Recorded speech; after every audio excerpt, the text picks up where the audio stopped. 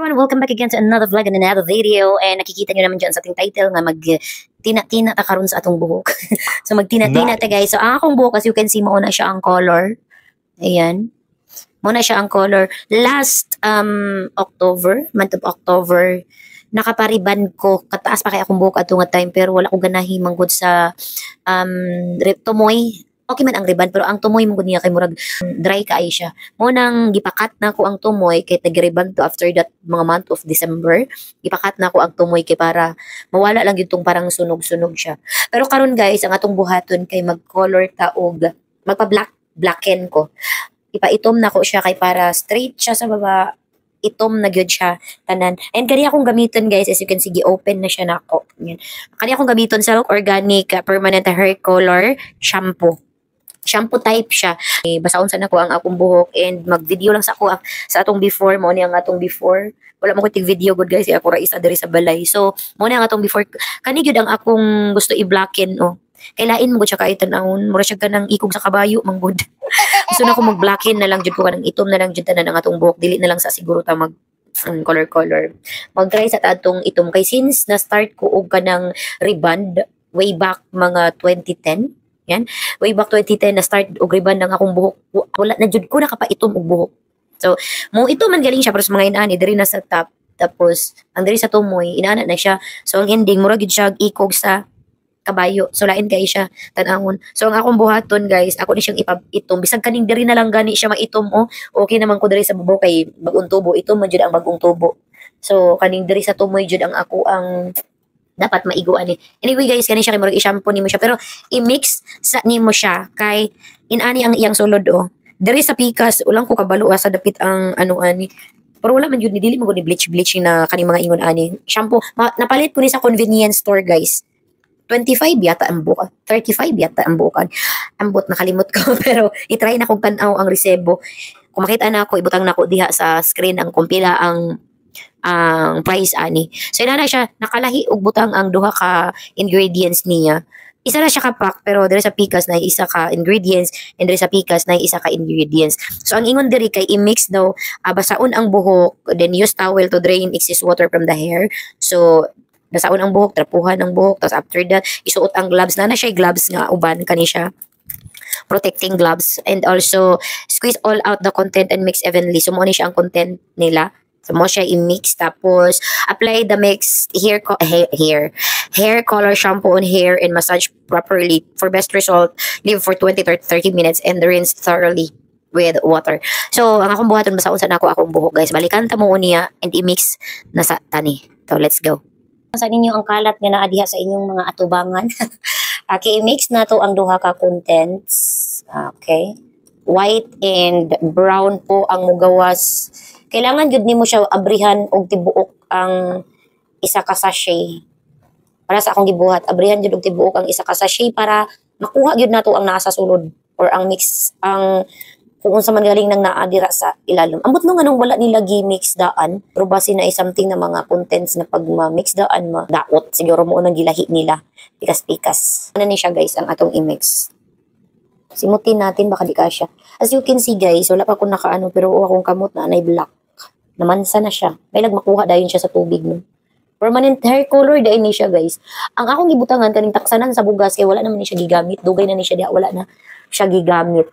And ato na siyang i-mix. Mo ni siya guys ang contents nga dapat natong i-mix.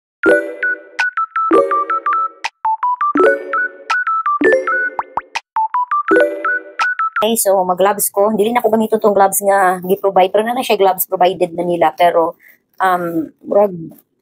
kulang siya. Isa ra ka buok. So, kanina lang akong gamiton kay para dili ta magkamuritsing kay uniya na ako'y event. Which is mag-clown ko uniya. So, lain po magkamuritsing atong kamot.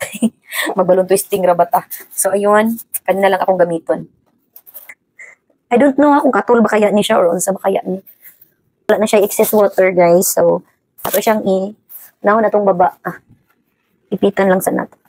Uy, magkamuritsing niya akong ipit ron. Hindi ko gamiton ay. Agay, nagpink-pink man di ko. Hindi lang. Wala niya ang mixture niya guys.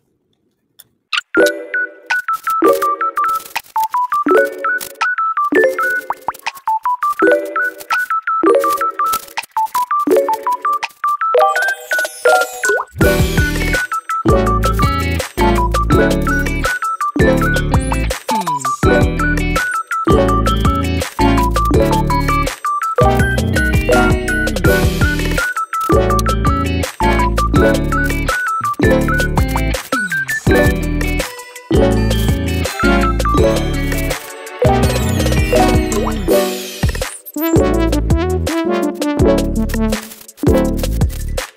alright guys, update. So muna ni na butangan na nato og color, oy black. And dili siya color, kadi siya pang pag-color, pang black kining. So nabutangan na nato siya guys. So ang ingon is for best result, ibaba daw nato for 20 to 30 minutes. So may time pa naman ako ay nagprepare pa ako ng nagprepare pa ko og mga dalunon for event mamaya. So ibabad na ko siya og 30 minutes. Sa 30 minutes atong babad sa iya. Pero as you can see guys, nag-block naman siya. Oh. Hopefully no, pag was-was niya kay black na gid siya. So, same as usual, wala tay hair cuff. So, gabi tag cellophane on DIY.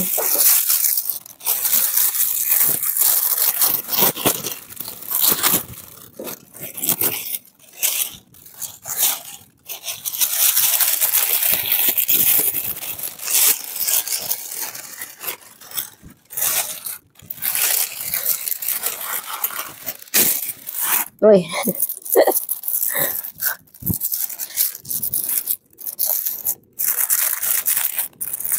From Gaisano. Gikan ba ni Gaisano nga to ang hair cup?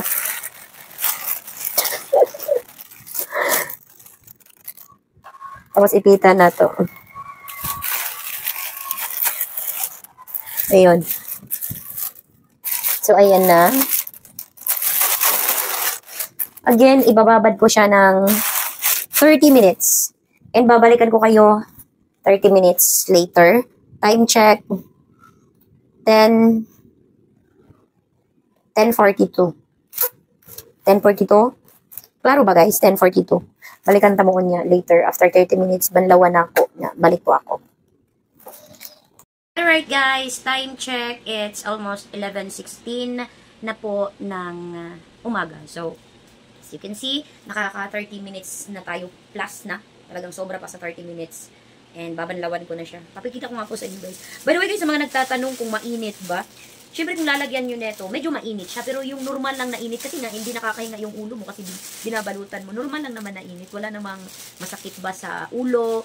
Yung amoy naman niya, sa mga concern sa amoy niya, hindi naman masama yung amoy niya. Hindi ako umaaching. Kasi kapag masama yung amoy niya, nag-aaching-aching talaga ako. Now this time, kay maligo na lang ko diretsyo. Okay. Maligo na lang ko diretsyo kay udto naman po din mula kaw ni mga 1 PM. So, kailangan po na ako mag-prepare. Ay, again, atay show later. So, may nalang po mauga pa atong buhok and mag-vlog pa na to later. So, as you can see guys, ganyan na po siya. Black na siya. Pero, hindi pa tayo dapat ma-happy kasi wala pa namang finish product. So, maligo sa ako. And after na ko maligo guys, kay mauna ni ang kinalabasan sa atong buhok nga gibutangan nato og blackening. So as you can see, medyo black na gyud siya, lahi gyud kay siya, dako kayo og kalahian adtong wala pa gyud siya nabutangan og blackening. So and after that guys, is nakalimot ko og take og video while nakapasabalay, so dari na lang ko nag-take og video sa atong event. So mo ni ang event namo today and mauna ang result sa atong buhok nga gibutangan nato og hair blackening. So as you can see, medyo mas ni shiny pa siya guys and medyo nag-light po yung color black niya and talagang light na light ko na yung new color of our hair. So year 2025, color black po tayo.